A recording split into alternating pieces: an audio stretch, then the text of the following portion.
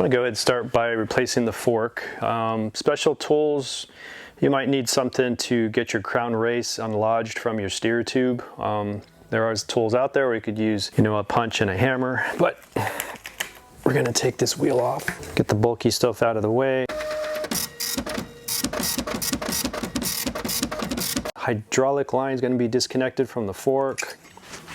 Let's put this guy back here so we don't lose it. So we're going to use a 5mm hex tool, get this off, this bolt of here. Probably going to be a 2mm, 2.5 little hex for this little bolt for the clamp there. I'm going to try 2.5. Nice. I think Fox should be the same. This is a RockShox here. See if we can unthread this from the fork.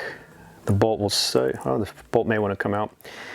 Basically a plastic clamp here. Get that bolt out, or see if we can separate that. There we go.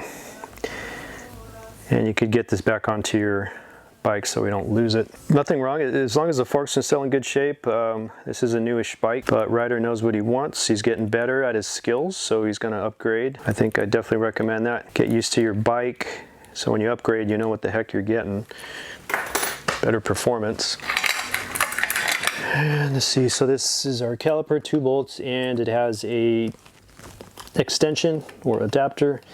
So this fork may have been outfitted to run a, say, a 180, but then they added a 2mm or 20mm spacer here so they could run a larger diameter disc brake. So all this is going to come off together. And if you see a little O-ring come out with your screws, all that was to just hold your bolt in there with your caliper and your spacer there so you don't lose it, but totally not necessary. It's just more of a holder. So I'm going to put this back through, because in here you got some spacers. These are actually just extension spacers.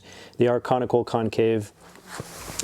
I did drop an O-ring, so I'm going to run my screw through, put that O-ring back on, and it just keeps this screw from falling out as I'm moving it around. Not going to lose any of your spacers. Again, those are extension spacers because if your screw's too long, you don't want to bottom out inside your fork. But caliper is sitting flat to your extension there. Now the fork is free. The fork's going to come off away from the bike. We don't need anything tethered to the fork and the bike, so totally separate. So we got a top cap. We have a nut up here. That's our preload adjusting screw up on the top. If you find a little rubber booty in the nut, that's just for cosmetics. If you lose it, not a huge deal, but we'll try and hang on to that. So this is adjusting. Then we have 2 screws on the stem. Those are your most important ones that are keeping everything in alignment. Otherwise you lose your steering. Doesn't matter which one you disconnect or loosen first. Top one here, that's going to be a 4. So this one will come out 100%. And then the 2 side ones, if you can't get this loose, you might have to loosen up your stem first. We're taking this top cap screw, top cap itself, and then this one has 2 spacers. So we're going to try and transfer, basically give the same height as this one is here, because the person can still play with the adjustments there as far as stack height. So now everything still stays in place. And we got another 4mm here. So there's 2 bolts. These just have to crack them loose a little bit. I'm going to switch tools. See if I can get a little more space, how I'm not running this stuff. So loosen that 2-3 revolutions. Bolts don't need to come out 100%.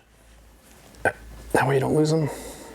Okay, as soon as you do that, definitely hang on to your fork, or you have a strap holding your fork to the frame.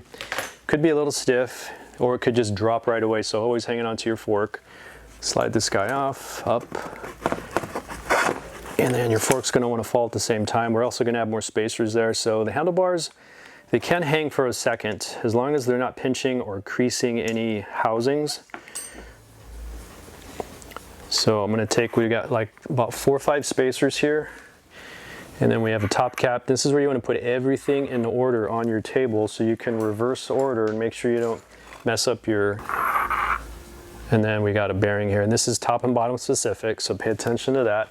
Good time to either wipe stuff down, clean and re-grease your headset. Basically, we're in here where we could do a headset overhaul.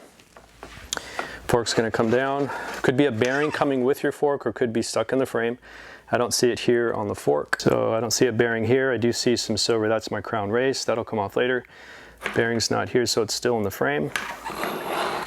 And usually fingers will just be gentle wedging out, because it's circular and it's a tight fit. So you kind of got to go very gently, kind of picking size. There we go. And again, top and bottom specific. Don't get this upside down, you will have a poor headset. It won't spin very well. All right, so we got a steer tube. Yeah, definitely been cut. And then we have our crown race right here. Cool thing about this one is, call it good or bad, but the crown race, I can move it with my finger. There's a split, so it's like the letter C with just a small slot for an opening. So this one, the good thing about it is it comes off very easily. So I can just do some gentle, gentle wedging. It just needs to move up about 5 mils or so, and then it's free. Other styles will be wedged on here at the base. They're going to probably press on with friction about 4 or 5 millimeters. It's hammered on, boom. To get it off, we're either wedging it with a punch and a hammer, or we have another special device that kind of goes over the steer tube, gets fingers, wedges underneath it, and pries it up very gently. So we got top bearing, bottom bearing. So definitely a little dark in color in there, but not horrible. Newish bike. I'm sure we got a decent amount of rides on it, but grease, hard to tell what color the grease was. I'm not feeling any grit, maybe just slightly, not really though. Give those a good wipe down. Get your fingers in there. Now's a good time to get fingers on those bearings. It's going to give you a lot more information. Spin the inside, hold the outside, or vice versa. You just want to get that feel. It should be nice and smooth and buttery, no tight spots, no grittiness, no crunchy sounds. And that sounds about right because it's still a newish bike. But when it comes time, you can always upgrade your bearings. So right now we're looking at the head tube. That's the top. And the race is basically built into the frame. And this could be in carbon as well. But all this area right here, this can get a wipe down. We just want that area nice and smooth and clean. We can always do a fresh layer of grease when we're ready to reinstall. But just basically a wipe down with the clean rag. That's all you need.